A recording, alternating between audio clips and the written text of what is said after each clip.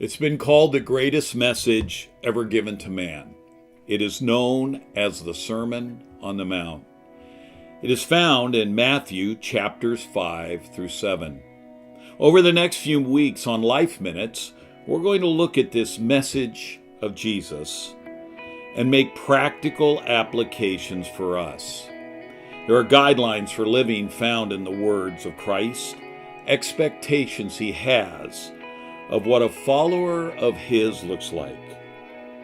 I believe the Sermon on the Mountain is one of those teaching moments, a speech that is not easily forgotten. Many years ago in American history, on November 19, 1863, two men came to Pennsylvania to dedicate a cemetery for Union soldiers who had died at the Battle of Gettysburg. One was the renowned patriotic speaker Edward Everett, the other, President Abraham Lincoln.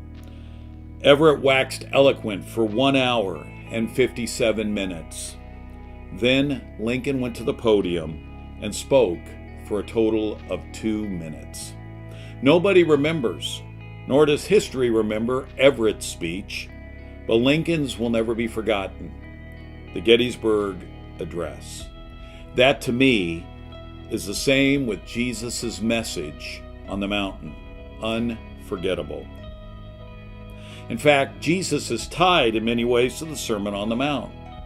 Even if people may not know much about him, the message of the chapters in Matthew and some of the things said are known to people. For example, phrases that are used to describe someone as the salt of the earth, or do good to others as you would want them to do good to you, are connected with this sermon. So let's take a few moments and look into Jesus' message on the mountain.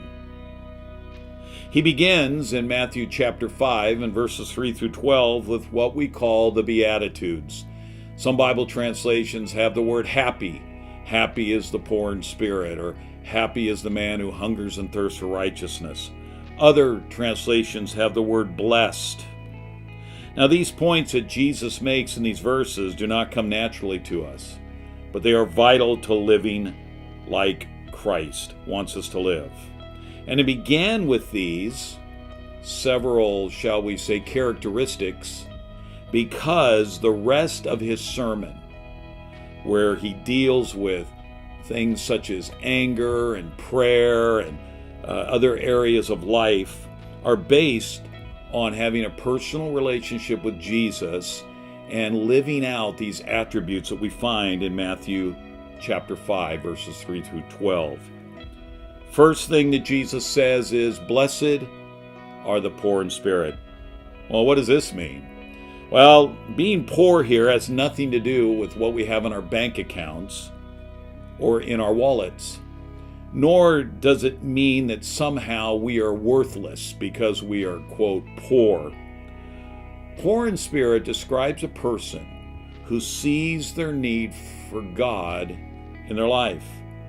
They recognize that they are spiritually destitute. They know that they can't make it without the Lord.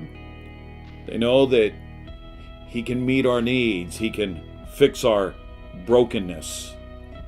A life of living for God begins here, because unless we see that we need God, we will never reach out to him, and we will never allow him to touch our lives.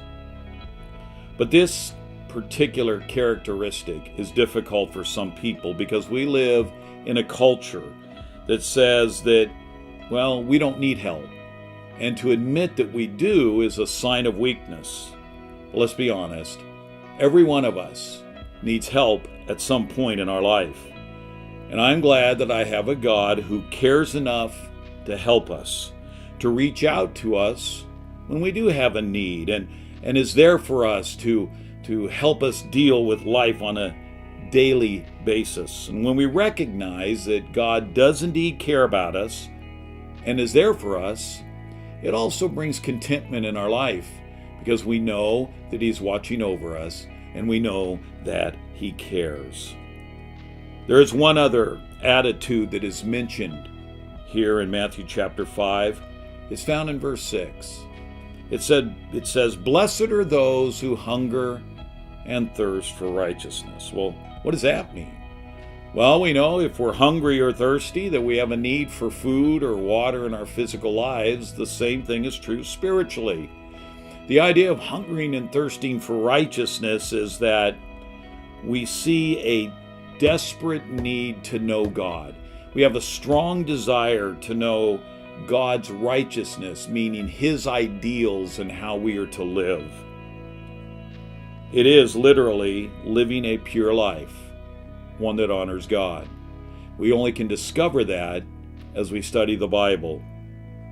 And when we talk about hungering and thirsting for God's righteousness, this talks about and describes how we do business, that we're ethical in everything we do, and how we treat people, and how we are towards our families.